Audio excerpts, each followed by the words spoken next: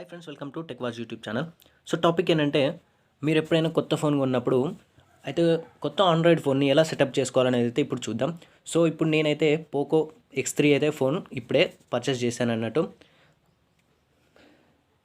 ఈ ఫోన్తో మీరు కొత్త ఆండ్రాయిడ్ ఫోన్ని ఎలా సెటప్ చేయాలో నేను మీకు చూపిస్తాను. సో ఫస్ట్ అయితే దీన్ని పవర్ ఆన్ చేద్దాం. చూడండి, పవర్ ఆన్ చేసి అయితే చూపిస్తాను.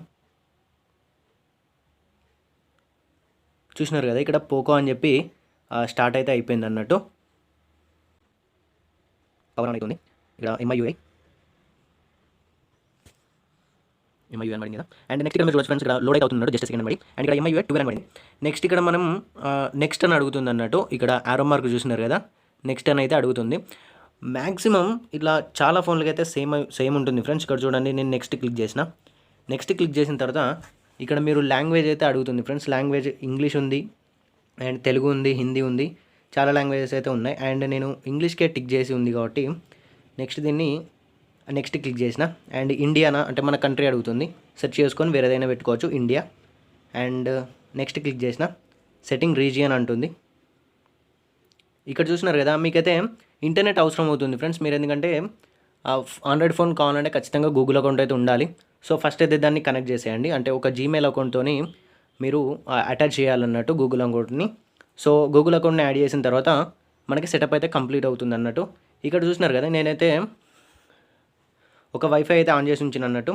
ఫస్ట్ ఇంటర్నెట్ కావాలి కాబట్టి మనం దానికి వైఫైకి అయితే కనెక్ట్ చేస్తున్నా. చూడండి, డైరెక్ట్ సెటప్ అయితే కంప్లీట్ అయిపోతుంది అన్నట్టు ఇట్లా.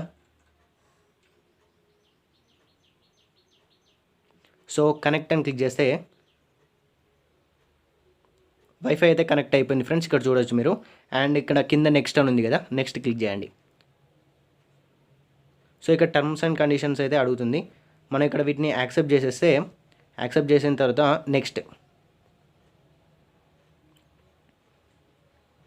ఇన్సర్ట్ సిమ్ కార్డ్ అంటుంది. అండ్ నెక్స్ట్ ఇప్పుడైతే ఇంకా మనం సిమ్ కార్డ్ అయితే వేయలేదు.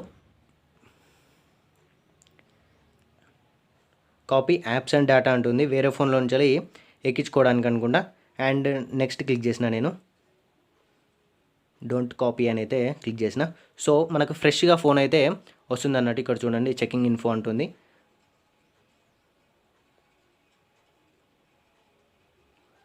Email account, email are phone number అయితే అడుగుతుంది అన్నాడు. నేను డైరెక్ట్ గూగుల్ అకౌంట్ అయితే కనెక్ట్ చేస్తాను. చూడండి, నా మెయిల్ ఐడితోని.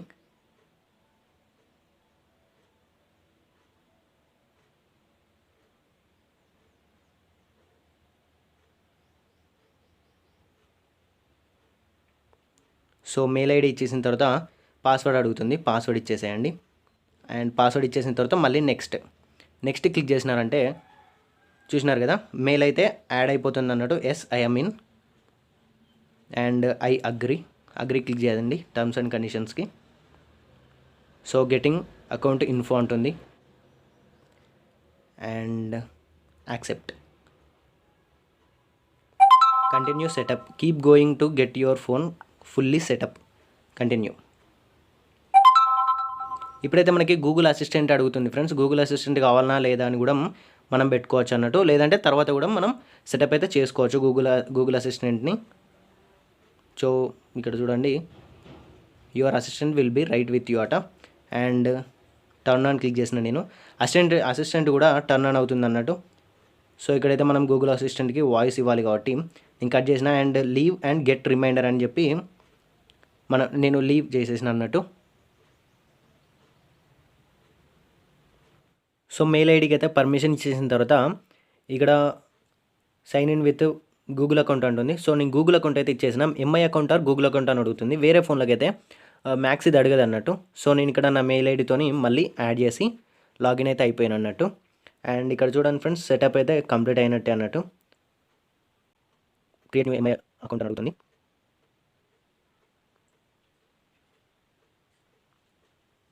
పర్మిషన్స్ ఇచ్చిన. నెక్స్ట్.